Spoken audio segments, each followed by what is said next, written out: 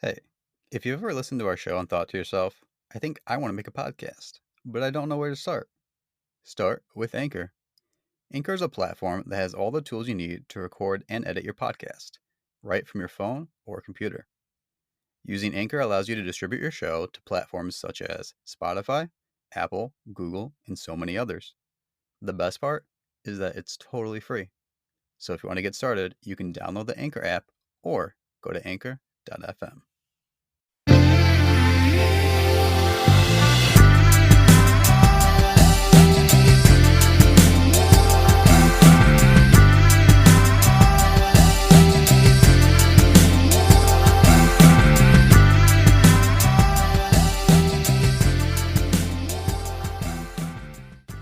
What's up, nerds? Welcome to episode 25 of The Bandwagon Fan.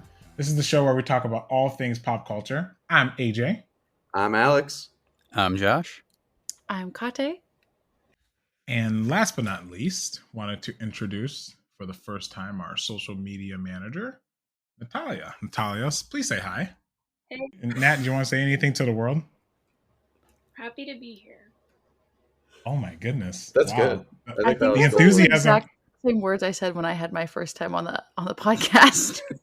Well, you guys to must be be here? related or something. That's crazy. Oh my goodness. Okay. It's All better right. than that's better than saying you're not happy to be here. So True. I'm happy to hear that. Maybe in one universe she's not happy. This week we are doing a special spotlight on a new film called Doctor Strange in the Multiverse of I thought it was and the Multiverse of Madness. Oh, Is it Same thing. Is it and? It's not the same. Those are two different things. I've heard it both ways. It's Interesting. I'm gonna say and because it feels like a title, but it's all Nope. good. You guys, Doctor Strange came out. This movie has been pushed back, I think, like 2 years, I think. Yeah, Right? it's been pretty extensive, like the delays and all the stuff that went into it. Yeah, it's been pushed back 2 years. I think we all kind of said personally that we're just pretty much like burnt out with like MCU movies, right? I mean, it's movies, it's TV shows, it's comics. When you have that Disney money, you're pretty much close to God money. So It's a lot. I mean, it's a lot, and I think just to like go into some background with this movie, I think this. So, what do we know? What number this movie is, by the way? In the MCU? No idea whatsoever. I think it's like 20 something. I think it's like 27 if I remember correctly. It's gotta be. Yeah, it's up It- there. it's pretty wild. So just to get a background for this movie, you'll need to watch like 5 to 10 different movies. First of all, you'll probably have to watch most of phases 1 through 4, right? Or 1 through 3, because this is phase 4. Yeah, there's 4. This is phase 4, which is insane. And you I have don't to know watch what the TV phases shows. are. I've never heard of So it. phase 1 is the like OG Marvel movies, like before Disney acquired them. So like the first Iron Man, the first Hulk, the first Captain America, and then the first I'm missing an Avenger. Thor. Thank you. Yes, the first Thor. None of those are actually under the Disney umbrella. So when they purchased them, they decided to make the Avengers movie, and then they kind of just like grouped them together as part of what they called phase 1. So each phase was the different, like the ending of the phases were the different Marvel or the Avengers movies. Mhm. So you'll have to include Endgame and Infinity War as one movie, but that was the end of phase 3. So you had those initial Marvel movies and then Avengers, and then you had like the big bulk of the Marvel movies, like, Thor 2, Iron Man 2 and 3. It's basically just all twos. I think did every title just have 2 at the end of it? Yeah, Or basically. Yeah. I think you're right. Except for was the Incredible Guardians? Hulk. Was Guardians? Guardians, phase I think 2? the first one might have been phase 2, and then That was like the rest. 2014, I'm not gonna go. Yeah, I'm not gonna go Yeah. into all of the movies, but just know that every Avengers movie marked the end of the phase and ushered in the next one. Yeah. Now so- we're in 4. Now we're in phase 4, which like already is exhausting. Yeah. Already Yeah. such an exhausting thing to have to think about. Like, how do you explain to somebody? Okay, so first of all, back in movie 3, we didn't even have Doctor Strange back then. That's a lot to kind of explain.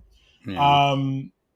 and then on top of that, now that Disney is rolling out Disney Plus, they introduced all these TV shows to the MCU, and that's making it, in my opinion, just personally, it's just making it more complicated. I don't think it's helping. You have like the Sony cinematic universe, and you have the Marvel. It's getting out of hand. I wish the TV shows were just standalone shows that didn't tie into the movies, or at the very minimum, if they want to do it, maybe TV shows tie into the other TV shows, but they should have been separate. I agree with you. I think that like it's okay to have like a TV show that doesn't have to relate to like a movie, because then we have a situation here where it's like, well, if you didn't watch these shows and then these sets of movies, you're going to be kind of lost, and I don't really necessarily think that's fair. I think it's okay to make a TV show and just make it its own thing. I think that's okay.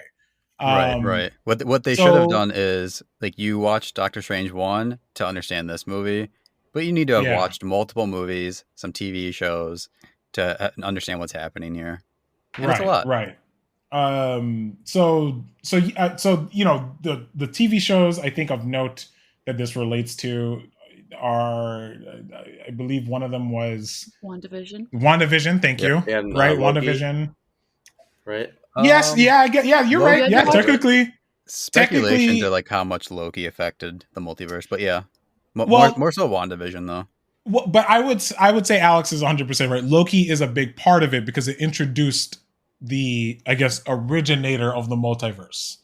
Right. You know what I mean? So I think that's important too. And then the What If series, which is kind of just like, a hodgepodge of different Marvel ideas, kind of like what Alex was saying, where it's just like, just like standalone ideas and concepts.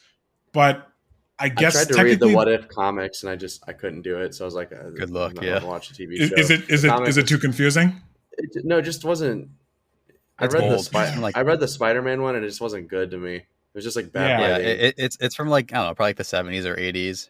That's where Lady Thor... they have a new one. They have a new What If. Really? Okay. Yeah, but it's I think it's What If Miles Morales was... I could be wrong, but I think it's What If Miles Morales was Wolverine. It was like really weird. Or Captain America. What if he was Captain America? And I was like, I just don't care.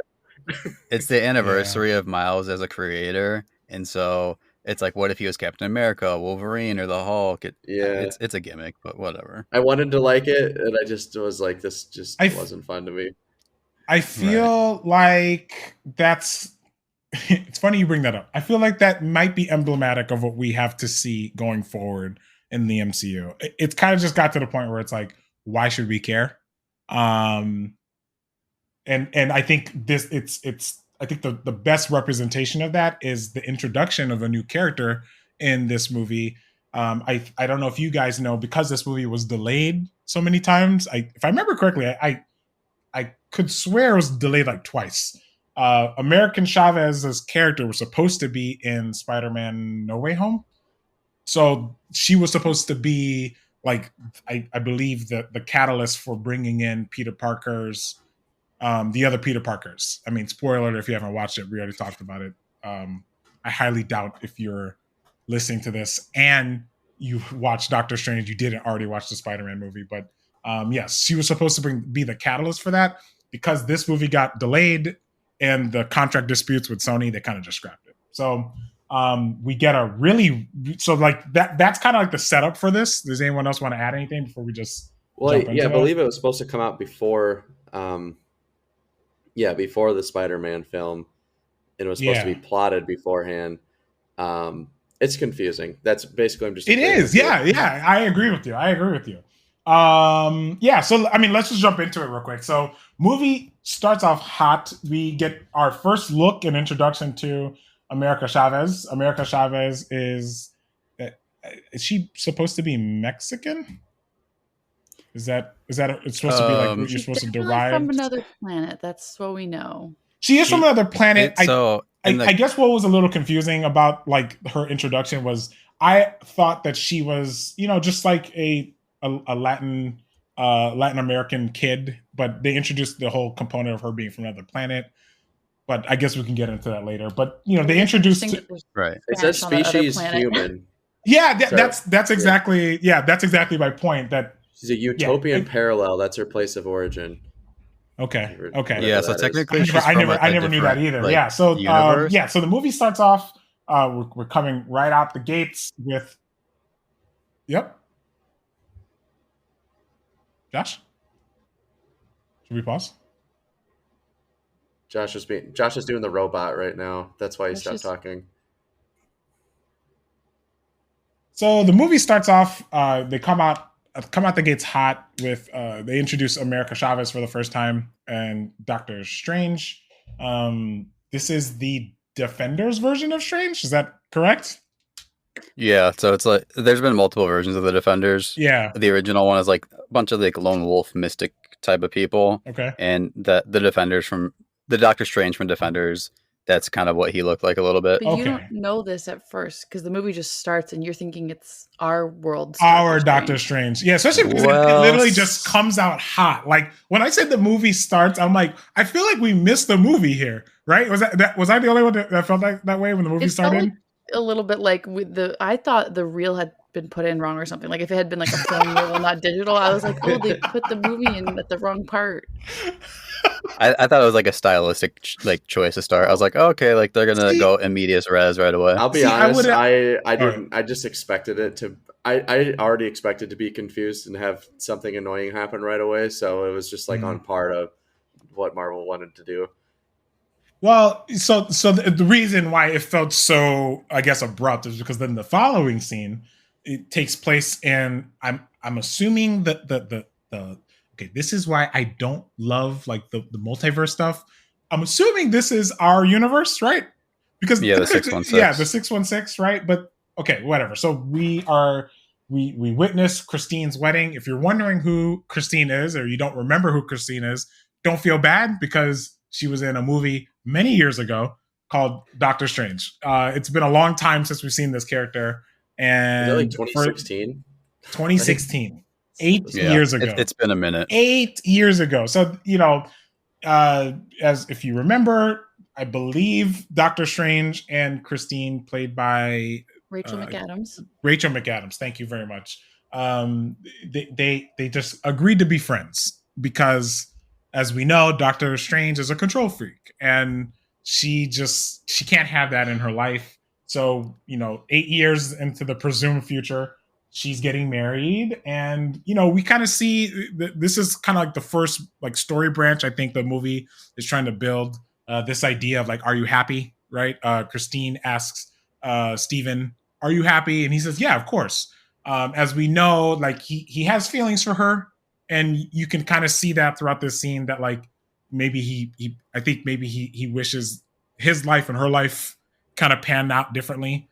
And they try to have that conversation, but then it gets interrupted by a demon attacking New York City, right? Those dang demons just always coming through. As they tend to do, yeah, in New York. Yeah. Any thoughts on that scene, that wedding scene so far? First of all, why do people even live in cities in the Marvel universe? Like, it's like guaranteed that a city's going to get attacked, and like the countryside seems to almost always be fine. The insurance rates must be through the roof if you live in a high rise. Like, especially I was going to say, like, what's the insurance rate like, you're in New York? You're like guaranteed to die in like the Marvel universe, like in a city, and it just I just love that everyone's always like, when something's not happening, they're all like chill and they're like, this will never happen to me, even though it happened last week and the week before and the week before. I never even put it that way. Like, imagine being a New Yorker, like you live through so many cataclysmic like world events, and you're just like, well, gotta go to work, work at this bodega this week. Like, they're like, whatever, I just want my bagel. Living in real life New York like I do, that's kind of how it is. It's like, oh, there's a blizzard and 10 feet of snow. Well, time to go to work.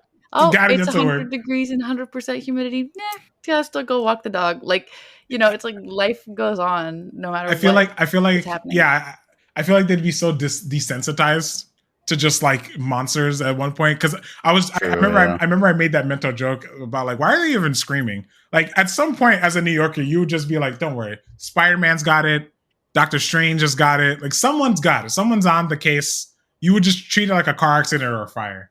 Yeah, I mean, I guess you still don't want to die, because like this thing is it's messing stuff up in New York. Yeah, it's like the demon crushing, breaking things. Yeah, it looks pretty cool too. It's very strange. Yeah, it's got like the tone. It's got like tentacles. It had like a big eye. It's like an eyeball monster from like Final Fantasy. This was kind of a cool scene. It'll give.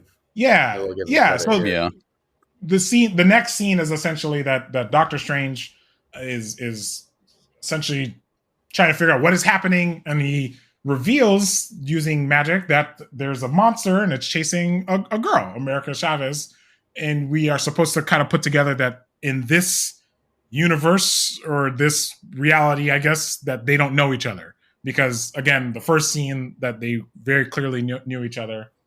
And I think we forgot to mention an important part in the first scene, that Doctor Strange tried to kill America.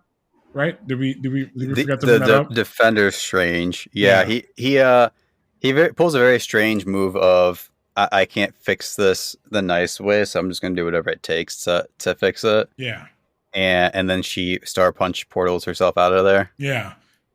So when America sees this Doctor Strange, you can probably understand she's pretty hesitant to kind of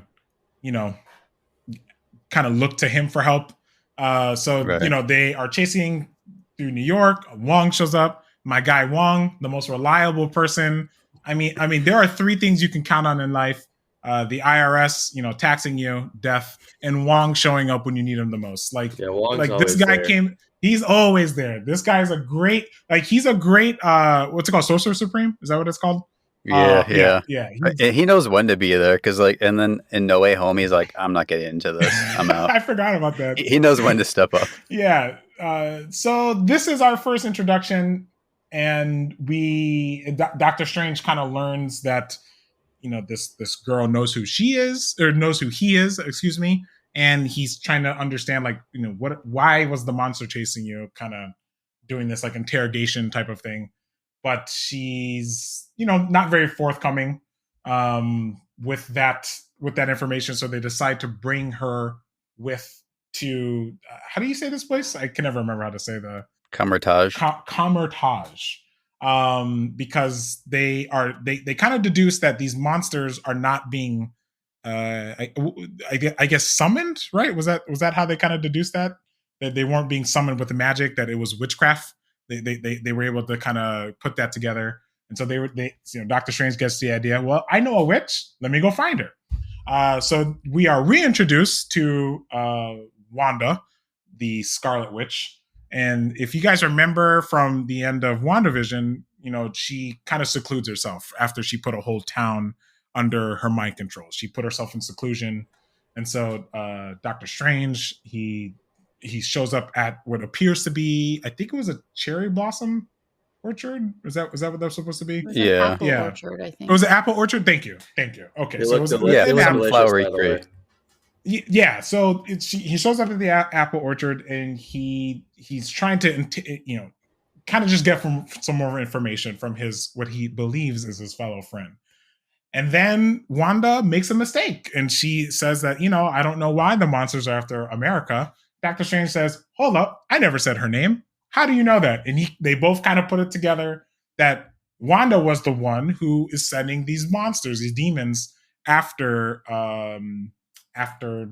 America. So again, any thoughts so far up into these scenes here? And then that's when it's revealed that she's using the Darkhold, which I don't know too much about it. There's a current Darkhold, I don't know if it ended yet, mini series. Basically, the Darkhold just does terrible things in the universe with magic. And so it's a book, right? It's like a spell book. Mm-hmm. And as is often in fiction, you have this crazy power source, but it takes a huge toll. Basically, it takes away humanity when you're using it, and it's causing her, between her grief of losing vision. I mean, she lost her parents when she was a kid. Then she lost vision in WandaVision. She lost her brother in Age of Ultron, and then she lost her children who weren't really real. All this terrible stuff has happened to her. Sorry, that gets me every time. The kids were never real, and she's grieving them. So yeah, but we'll talk about that later. I think the idea, especially after you watch WandaVision, is that she believed for so long that they were real.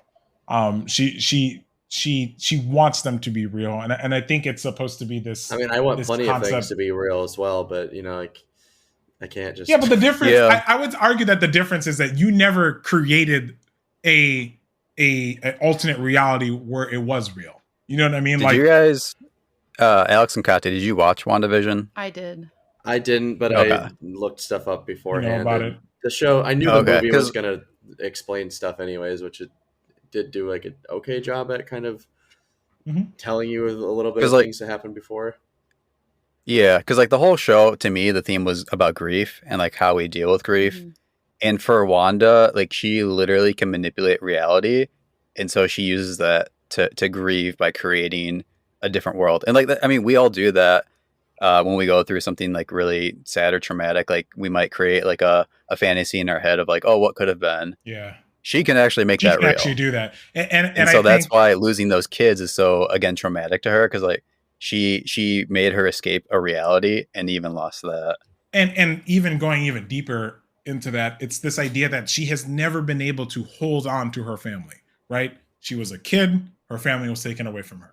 She gets older and builds kind of this stronger relationship with her brother gets taken away from her. She builds this relationship with the Avengers and Vision, and they are taken away from her. So it's this constant idea that like she kind of probably feels like the only way she can build the family she wants is by physically, you know, it's like age old saying, if you want something done, do it yourself.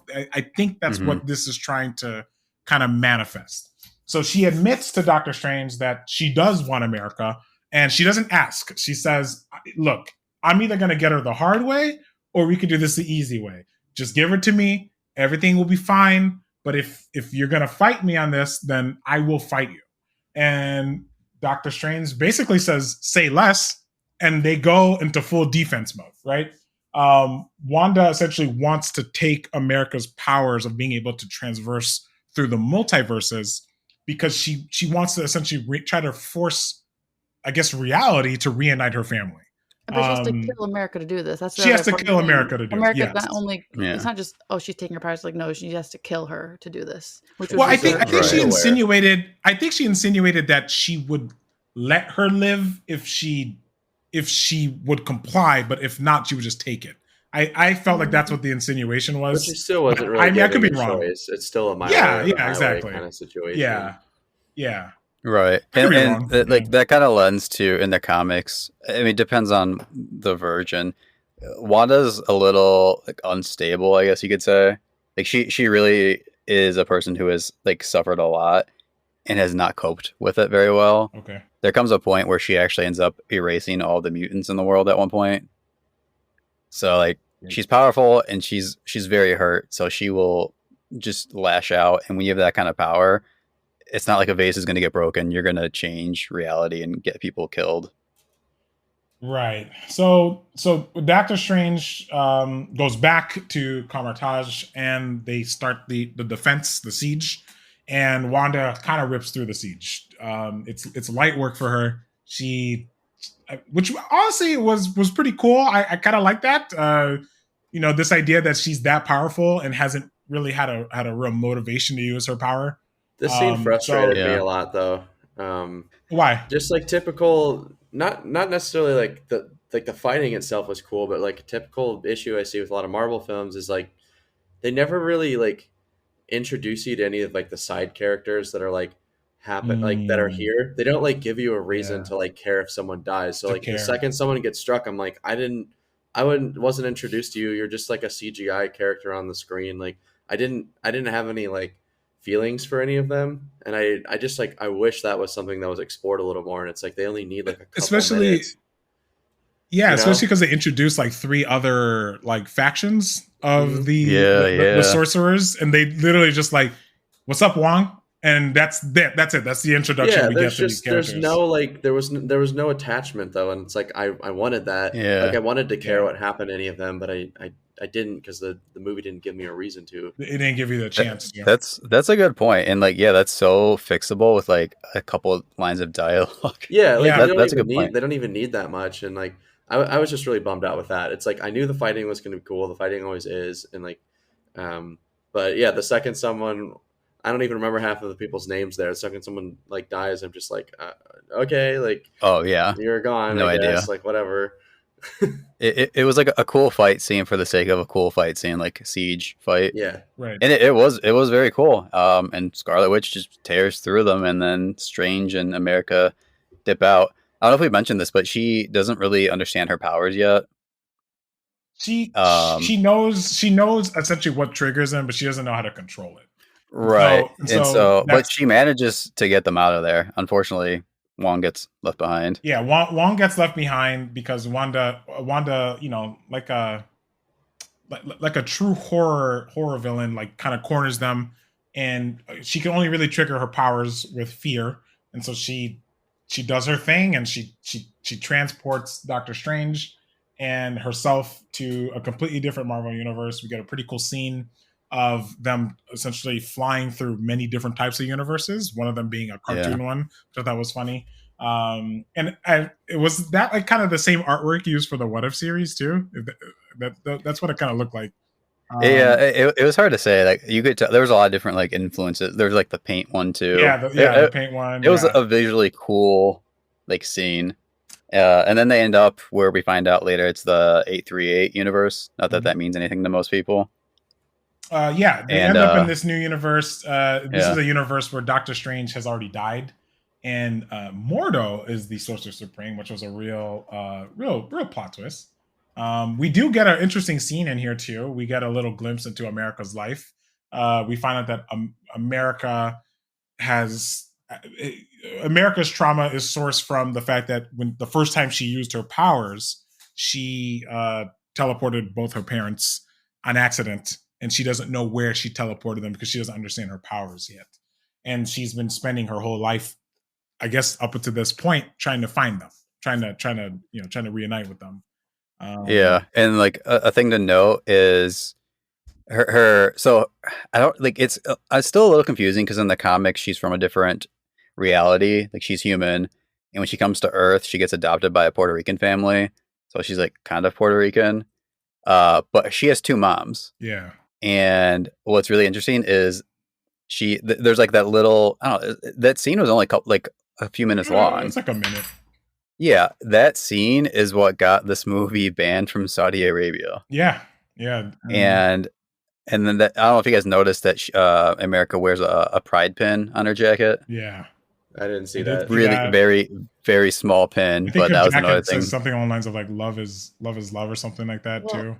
Yeah. I had somebody recently tell me, was that like a picnic, and we were all talking about this movie, and I had said, because there's a lot of people at this picnic who were queer and non-binary, and we were talking about the movie and how it's interesting that she has these two moms, and I was saying like, show me she supports LGBTQ without blatantly having to have a little telling pin. you, yelling at tell you, me without right. telling me. Sure, don't tell you. And then somebody made a good point, and they said, well, if they're going to market this film over to China and all kinds of other countries where it's legal or it's not accepted, it needs to be something that can quickly and easily be edited out, and it was like, oh, I see now why it's like they can. But to your point, Mickey Kate, Mouse loves China, loves that money. But to your point, yeah. But to your point, Kate, there's still a way to do that and appease both. You know what I mean? Like there's still a way to like show and not tell. But then if you need to remove those types of scenes, you could do that too. I mean, you don't have to just blatant. I felt like it was kind of just thrown in there for the sake of saying it. And I kind of felt like if you weren't going to give like strong enough attention to it, wait for a better opportunity to kind of delve some of this information. But I agree. Yeah. Because it's pretty important to the comics. Like America is like very. I mean, she like has a girlfriend at least in one of the runs, and like it's a very much part of her character, and the fact that you can remove a minute from the film and not change much of the plot. That's a problem. And it's meant to deliver a huge part of this character. Yeah. That's a problem. They don't really invest in actually showcasing this huge part of this character's life. Right. And like it's very clearly it's about the Chinese market and like those big markets where certain things are not accepted. It's a big problem. People don't realize how many films get edited and changed. Star Wars is a famous one because they want to appeal to a market, but that's a conversation for another day. Right. Back to this movie. Doctor Strange in America, they have the idea that they need to find, and I can't remember the name of the book. Do you guys remember the name of the book that they're looking for? Book of Ashanti, I think. Ashanti, not to be confused with the singer, but I was just going to say Ashanti's songbook. Yeah, no, I think it's with the letter V. No, it's Ashanti. No, the Book of Ashanti. Is it? No. I'm just messing with you. But they need this book because it is, I guess, the good equivalent or the counterpart to the Darkhold. And it's basically the way to write yourself out of any plot hole. Yes, yeah, it's a MacGuffin, and we'll talk about that later. But essentially, they're looking for this book. Doctor Strange has the idea. Well, let me ask myself. This is when he finds out that he's dead in this universe, and they go to the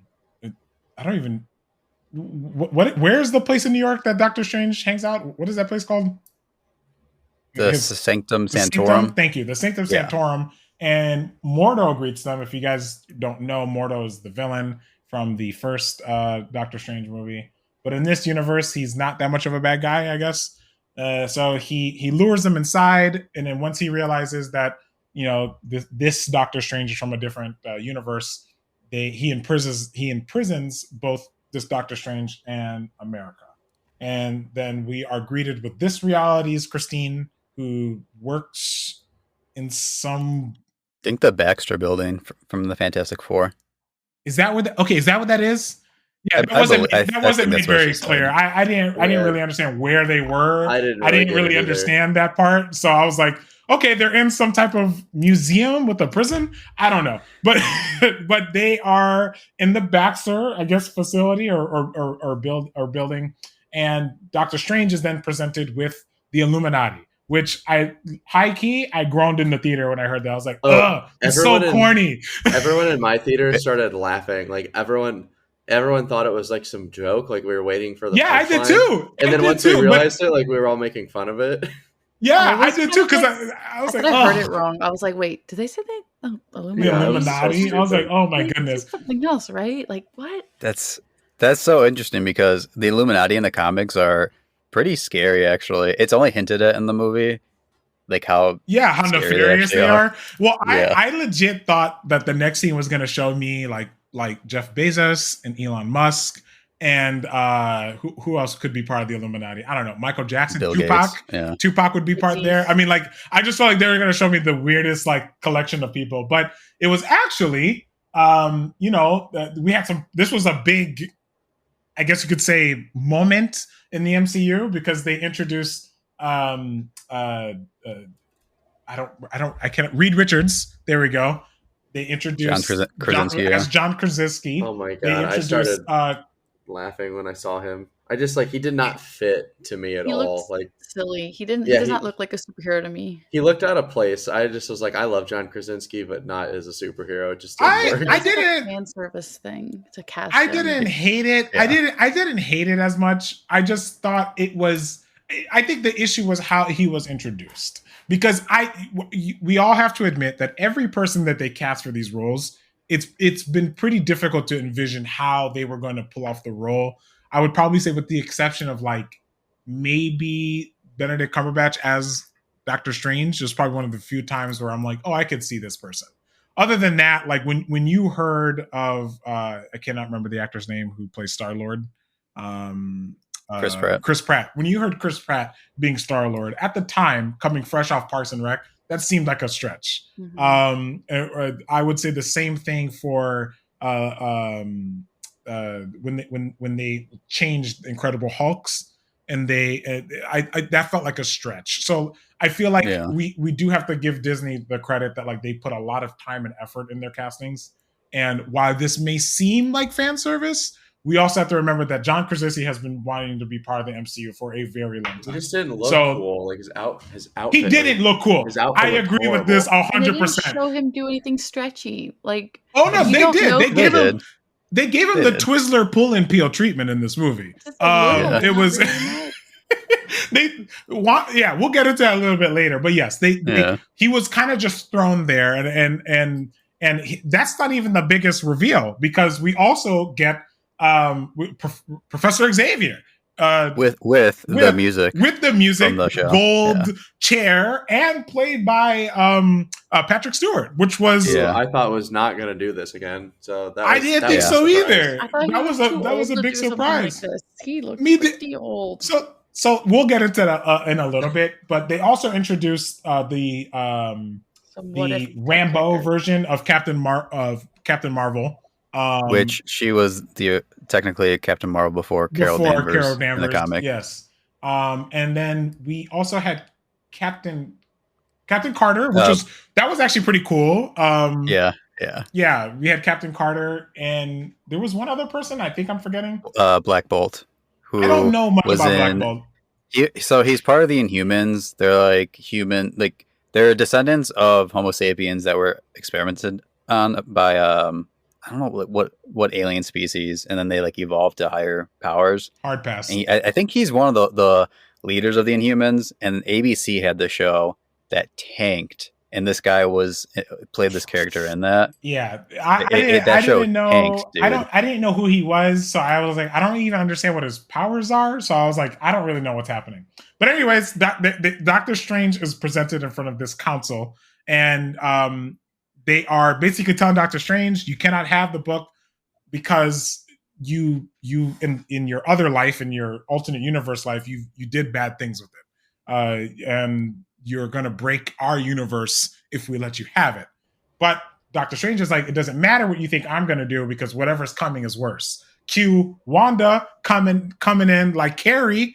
She's like, for whatever reason, walking really slow through this facility and like killing people. A demon thing, yeah. Looking like a demon, yeah. Well, yeah, but she's dreamwalking or whatever. She entered a multiverse version of herself. This is where the horror elements really, like stuff really like this.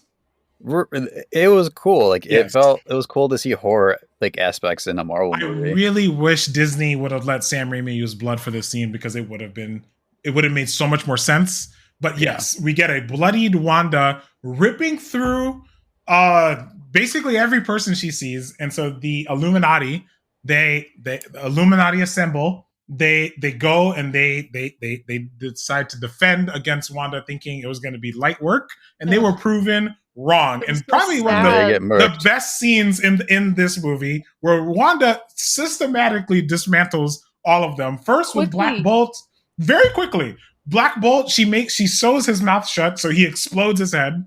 Mr. Fantastic gets the Twizzler pull and peel treatment as she essentially stretches him out and then pulls him apart. It was pretty wild. They didn't even stand a chance, though. They basically did nothing. Do that to all of them. Is it because of his stretchability she could only do that to him? Because I was like, if you can just do that to him, why didn't she do that to all of them? So I think she dealt with them each in a different way. I think to make it more interesting. Visuals a little bit.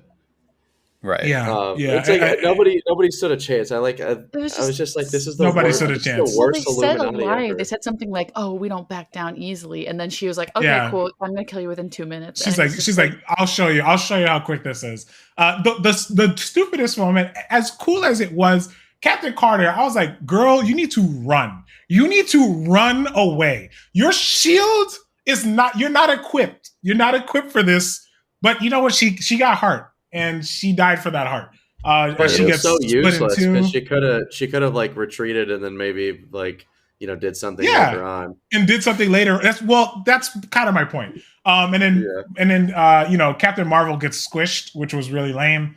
Professor X he tries to go into Wanda's mind and separate the dream walking Wanda from the current Wanda, but Wanda. How did she kill him? Did she just? She snaps his neck. She snaps his neck, right? In his mind. Yeah, in his mind, it like Freddy Krueger. Yeah, I was like, Professor X would not go out that easily. Like I thought that simply, exactly. I thought that was lame too. Wanda is essentially trying to get her hands on America, of course, but then Christine, who when we first meet this universe's Christine, she's very just business. I don't have a relationship with Doctor Strange anymore. And she kind of has a change of heart at this moment. And she breaks America out and they try to escape. They meet up with Steven and they all have to essentially teleport, if I'm not mistaken, to another. America gets them out of there. She gets them out of there, and she brings them to a very different reality. This one looks like one of the what do they call them? Incursions? Yeah, which is what the Illuminati is trying to prevent, incursions where like multiverses like collide and destroy each other. Right. So I don't know if they mentioned this, but the Illuminati, they like will go destroy another universe to protect their own. Like these people are heartless. Yeah, it's pretty dark. So we see this alternate version of actually, you know what, that actually isn't true. Doesn't Wanda take America at this point in the movie?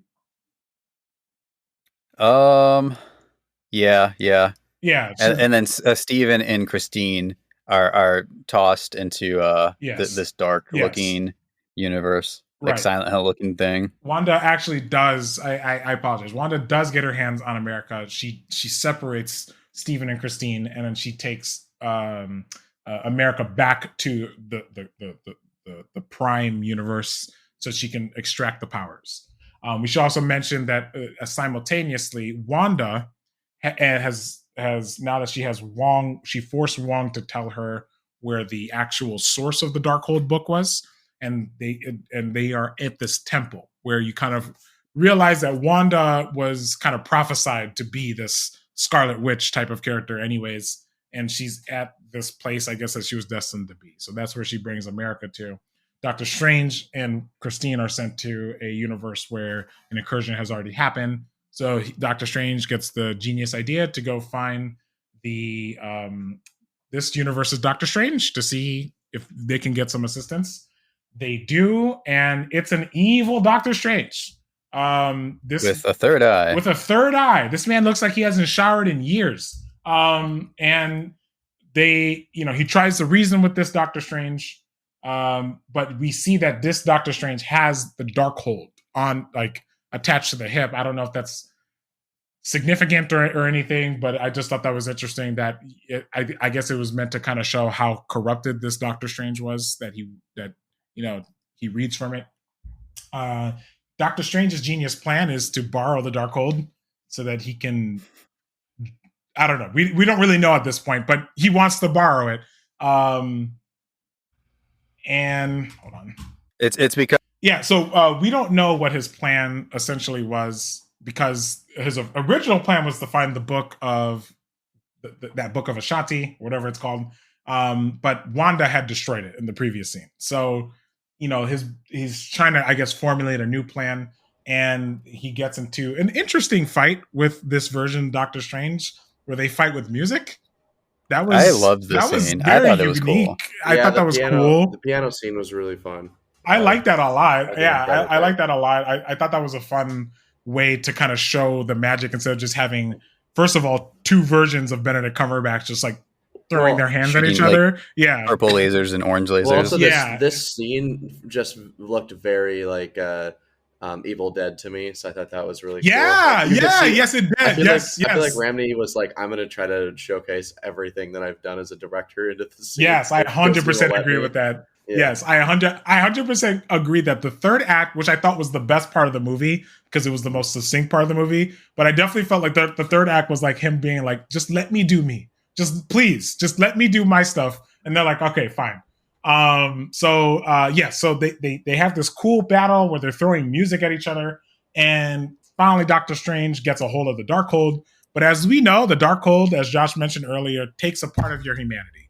So we don't really know the consequence at this point, but he opens it up and he tells Christine, because Christine's like, what are you gonna do? And he's like, I'm gonna dream walk. And she's like, first of all, I've seen this happen before. This is a bad idea. And he's like, you got to trust me. You have to trust me. And she's like, well, I guess so, because we don't have a better choice. But she's like, I don't understand how you're going to dream walk into that reality when you're here. And he's like, I don't have to dream walk into a living body.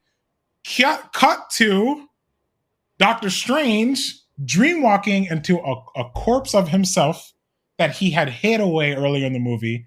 And that was an awesome scene. Doctor Strange essentially using his corpse to get to this place with the source of the Darkhold, essentially. And the consequence for that is, I think they said the damned souls or something like that would try to take the body back. This I wasn't really familiar with, so I didn't really know honestly, what I was kind of happening. spaced out on this part of the movie. I didn't. And so when it happened, I was like, oh, I'm guessing these are bad, and they're coming for him because he did something bad. Yeah, I zoned out for like half of it. I think like in like most movies, you know, when they're always like, there's certain rules regarding death, and I feel like in a lot of movie and TV shows, there's that thing where it's like, if you try to bring back a body from the dead, then they require another one to make the numbers even. To make the exchange That's what even. I was thinking. Maybe it's like, okay, if you're bringing back corpse Steven, then you have to have another. They need their fill. They need, yeah, because I think it was. It kind of reminded me of the Dementors a little bit from Harry Potter, but they were essentially trying to claim the soul back, and they were telling the demons were telling the Doctor Strange, who's doing the dream walking, that he's committing some type of crime. So and also like, this was a dark. This was really dark for a Marvel movie. Necromancy was not on my list of things to happen in a Marvel movie, by the way. So that was pretty wild. But Doctor Strange is being attacked by these demon type monsters, and it's not looking pretty good. Christine helps him out in his, I guess, corporeal body, but and then she kind of just tells him, like, you're Doctor Strange, and he has the brilliant idea to essentially use the demons. So he makes wings out of them, and he flies to where Wanda is, and I thought that was a cool scene. He saves Wong, and now they're in like direct confrontation, or he's in direct confrontation with Wanda. And this is where the movie takes like a different turn, I think, than most Marvel movies takes. America and Wanda kind of have this showdown, because Wanda has shown yet again that she's the baddest around. So she kind of dispatches of this zombie Doctor Strange, and America has this sad moment with Doctor Strange's zombie form that she's like, it's okay, you can kill me, because I understand now why your previous iteration wanted to do this, because if she gets a hold of my powers, that's way worse than me dying. And Doctor Strange kind of encourages her. He's like, look, I trust you and I believe in you. So like, I know you could do it. Use your powers. Wanda then uses her powers to teleport. America uses her powers to teleport Wanda to the reality to show Wanda what she looks like to her quote unquote kids, her fake kids. And this is how Wanda is essentially defeated. Wanda essentially relinquishes her aspirations of having children, because I think she just comes to terms with the fact that that they're not her kids, right? I think Wong said that early in the movie, that like that whatever kids you're trying to get to in another reality, they won't be your kids, because that's a different Wanda's kids. And so I think that was kind of supposed to be that moment where she comes to terms with this, and then she decides to kill herself? Question mark? Yeah, I mean, you don't see the body, but she brings the temple down on herself, the Darkhold Castle. But I don't. And like, go ahead, Josh. I was just gonna say, like, I think the moment that clicks for her is, like I mentioned earlier, her whole arc is about loss and how we deal with it. Right. And she realizes, I'm going to inflict the loss I have experienced. I'm going to inflict that onto somebody else to make myself feel better. And she realizes, like, that's not the way. After she, of course, kills tons and tons of innocent people. I don't believe someone's dead until I see the no one dies in Marvel films. No one dies in Marvel movies until they literally show you like they are dead. Well, we'll get into that in a quick minute. But the last scene, so the last couple scenes, they are rebuilding Carmitage. They have introduced, like, I don't know where they found these new people, by the way. I thought that was kind of strange. I'm like, didn't you want to just kill everybody, all of the sorcerers? But were these the backups? Yeah, these must have been like the scabs or something. I don't know. Well, they were resting, around the corner. they were taking a power nap. They're taking a power nap before the next fight. No, but America is introduced into the fold so they can try to help her kind of just use her powers better. And so, and that's kind of where the movie wants you to think it's going to leave itself off. The movie ends with Doctor Strange kind of strutting down the street, having a good day, and then bam, he grows a third eye. And I Googled this because there was a really abrupt ending, by the way. Such a Sam Raimi thing to do, by the way. Mm-hmm. Such a Sam Raimi thing to do. Yeah, to give us this really twisted ending. But I guess that's a sign that Doctor Strange has been corrupted by the Darkhold, if I'm not mistaken, right? Yeah, because the evil Strange had the third eye too. Yeah, so that it's kind of like a precursor for future Strange movies, and then we get a mid-credit or end-credit scene. I don't remember which one it was, but it was mid-credit. Okay, so we get introduced to another character, Clea, and she kind of pops up and says, "Hey, Strange, you caused an incursion, and you're gonna help me fix it." And she's like, "You scared?" He's like, "I'm not scared." And then boom, he blinks his third eye. I guess Clea is his wife. Yeah, eventually, like they're married for a little bit, and then when he dies, she becomes a Sorcerer Supreme for a while. Interesting. Wait, Doctor Strange dies? Well, he comes back. Don't worry. I mean, technically, no one dies. Spoiler alert! No, but no one can die because they introduced the multiverse. So let's kind of corral some of our thoughts here. Well, first, I have a mid credits confession. Okay. I might as well go first if I'm gonna bring this up. So I hated this movie so much that the second it ended, I instantly got up from my seat and left, and I was like in a sold out theater, like second to back row, and I had to like awkwardly like shuffle through everyone because not a single person got up. And I was like, I'm being this guy, and then two people followed after I started, so I think I started a trend. Like you started the movement. Yeah, there were a few people that wanted to do it, but they were like, "It's a Marvel movie. We know we can't get up." But I just didn't care. Like by the time it ended, I was like, there was some fun stuff. I went on the discount day, so I was like $7, whatever. Like I had nothing going on. Yeah. Wouldn't have paid full price for it. But I think what bugged me a lot was it's like I love Sam Raimi, or I always say his name wrong. Sam Raimi. Sam Raimi. Yeah. I have enjoyed a lot of the movies he's seen, and I knew that he would put a cool twist on it, but I was like, just from all the delays and stuff, I was like, I knew he was going to be really restricted on what he could even do in this film. And not just delays, Alex. Remember, he took the project from another director, so there was already stuff like done. You know what I mean? He took the reins halfway through. So there was just a lot of things that had kind of bothered me there.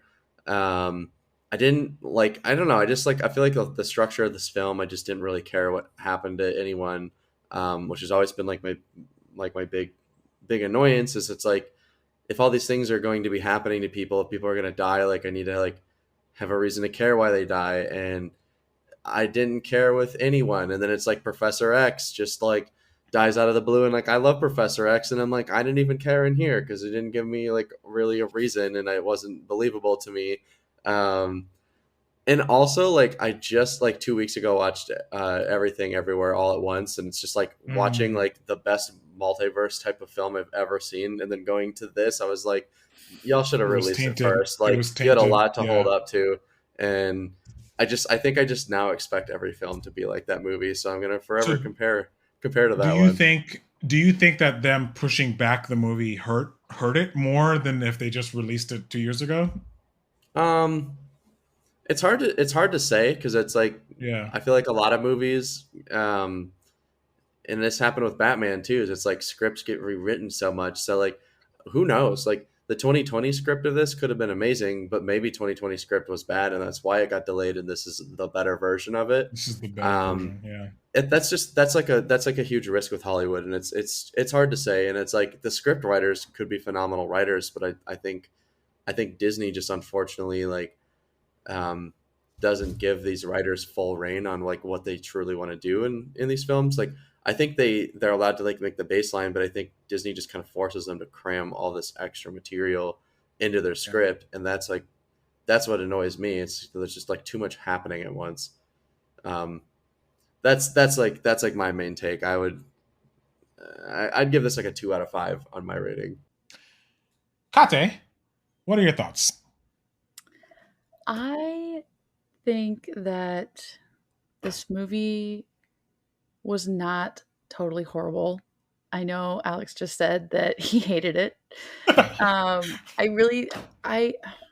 It's hard because I have this personal bias that's been going on for a long time about Marvel movies in general, but also just superhero movies where I'm a little over them. But I do feel like with every Marvel movie that I watch, which I have actually somehow stayed up to date and watched all of them so far, there are moments where I'm like, I am enjoying this, or this is interesting and it does capture my attention. And in this Doctor Strange movie, like there was multiple times where I'd become self-aware and realized that my mouth was open because I was literally just like, whoa, like that's happening, and like crazy stuff was happening. It was the Multiverse of Madness. But at the same time, there were still like so many little nitpicky issues that I had that make me be like, oh, this is so stupid, or like just things that I didn't like, or decisions that characters made, or the writing, but I mean, overall, like I want to be nice, and I'm gonna give this movie a 3 out of 5 personally. Okay. That's being nice. Yeah, that's me being very, very, very nice. That's the because Paula it did score. hold my attention the whole movie. I was never once like bored. There was just almost maybe too much. It was almost a little an overabundance of madness, I'd say. But yeah. Josh, what do you think? Josh, what do you think, Josh? Yeah, I won't like Kate unleash the army of darkness on this movie. I didn't particularly enjoy it. I love Doctor Strange. He's one of my favorite Marvel characters. I love like the weird, creepy magic type of stuff. So I was a fan of that, and some of the scenes and filmmaking choices are really cool. But I also wonder if like having a creative change, kind of like with Justice League, with Joss Whedon and Zack Snyder. Like if we saw that again here, where you have two different visions colliding and creating something that doesn't quite mesh well, and then some of the other filmmaking choices were very stylized, like very Sam Raimi, his touch, which I respect. But then to me, it also felt like I'm watching a movie from 2003, which then took me out of it. My biggest issue was that America Chavez felt like a plot device instead of an actual character. And to me, I was really excited. Like, we're getting a Latina in the MCU. Like, it's about time. It's mostly white people. And I was so excited to see that representation. She's bisexual, so there's that too. I sound super woke. I don't care. I think that stuff matters. And she didn't feel like a character. She felt like a plot device. And in the comics, she can go toe to toe with the Avengers. Like, she's very strong. Like, she has super strength. I think she can fly. She's very powerful. And in this, she's running, she's screaming, she's always scared. And I get like it was an origin for her, but it still just felt like she was kind of just there. And the actress whose name I can't pronounce, it's an indigenous name. I want to say it's like Shiotil. It's like Shiotil Gomez. Yeah.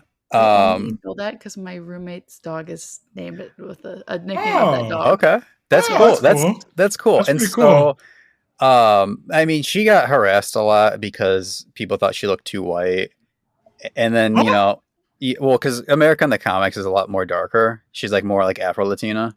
Yo, who are these people who care about? Okay, go on. Whatever. And then they would go on to harass like a 15, however old she is. 15-year-old, 16-year-old kid. Yeah. Right, a kid. So she gets that flack, and then her character just doesn't get what she deserved, I felt like. So I feel bad for her as a performer, as an actor. And I hope there's a lot more development and they give a lot more consideration to who she is as a character. This didn't do it for me. It was a miss. I respect all the work that went into it, but not for me. I think my answer is going to surprise you guys. I didn't hate this movie. Whoa, This movie came with a lot of baggage. And I think going in, I just had very low expectations for this film.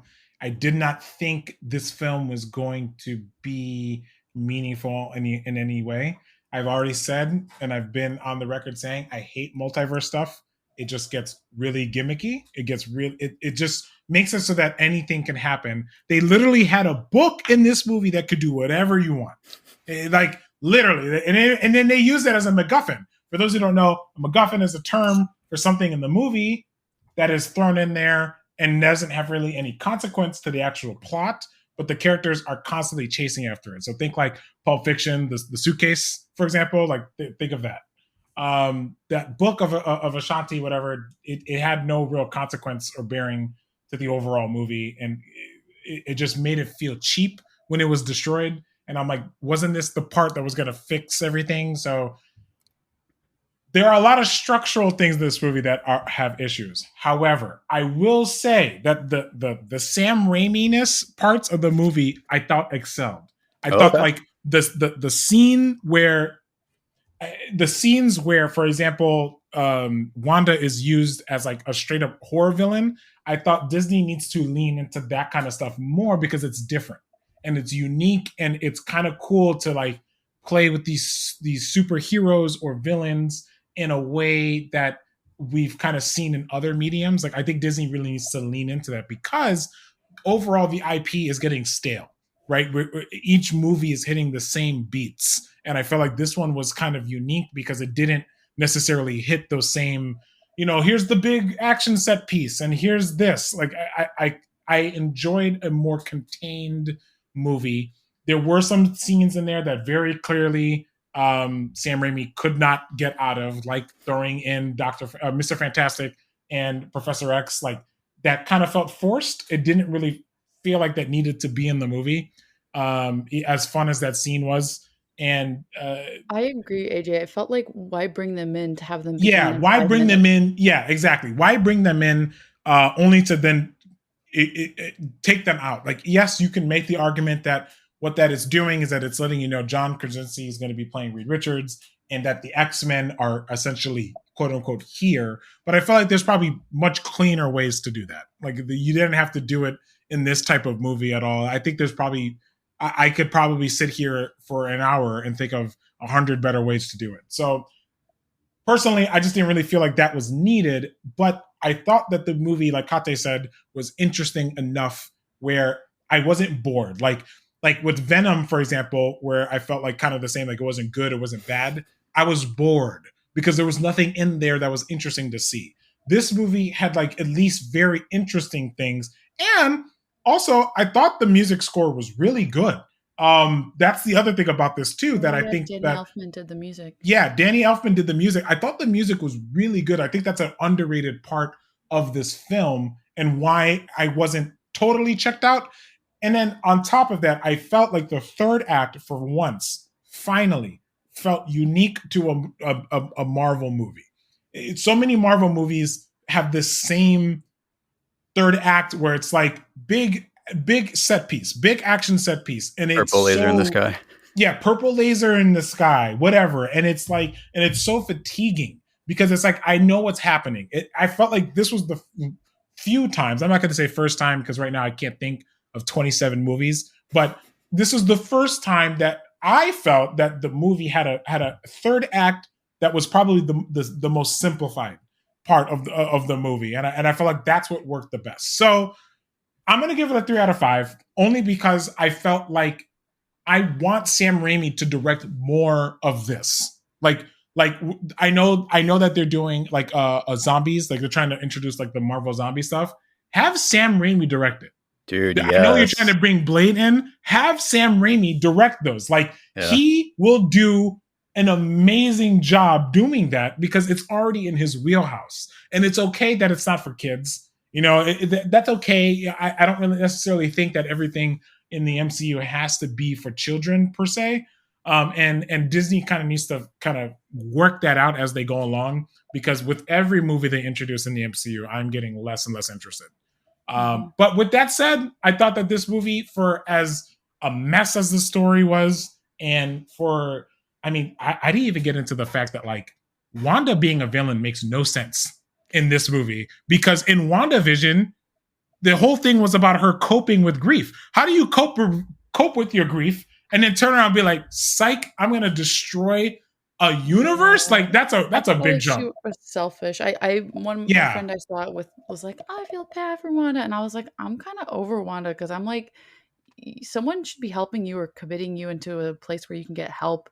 Like, where are all your friends? Where's all your Marvel people? And why also did no one else in the Avengers or any other person come help any other Doctor person Strange help her, what was happening here, or help anything? I mean, there were so many ways where I feel like if this was the type of like, you know, I guess you could say cataclysmic event between these two characters, I felt like this probably should have waited. This idea should have waited because it just didn't feel cooked all the way. I feel like there probably should have been another movie where maybe because if you remember at the end of WandaVision, her kids are yelling for help. I don't know if you guys remember that, but when she's reading the Darkhold and she can hear her kids speak, they're yelling for help.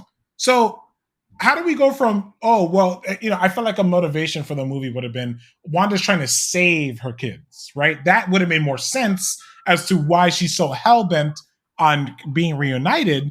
But that perspective from WandaVision is never brought in here. So it's just like, I want to be with my kids. And you're supposed to just use the love of a mother as the only motivation. That was weird. That was weird. There were so many other things in the movie like that where it just felt inconsistent. So I give it a 3 out of 5. I want Sam Raimi to direct more Marvel movies, but I think Disney just needs to let the idea go that you're going to cookie cut every Marvel movie. Just let it go. It's okay. These directors have been doing this, some of them longer than I've been born. Like, let them do what they do best. You know what I mean? It's okay to give them a guideline to be like, make sure your movie touches this, this, and this, but then don't micromanage them. You know, it's just that simple. Like, you're gonna lose a lot of people. So with that said, Josh, you wanna usher us out? I will get us out of this universe. Please. And to the end. That's it for this episode. Let us know what you all thought of Doctor Strange and Too Much Madness of Multi. Rate, review, subscribe, comment, depending on whatever platform you're on. Check out our other episodes. We've got some really cool interviews with Stephanie Williams, Jacob Free. Those were a lot of fun. Be sure to listen to those. We also are doing a monthly giveaway. We're continuing that and giving away Cities of Magic #1 by friend of the show, Jacob Free. So check out that for your chance to win it. And with that, we'll catch you in the next one. Bye.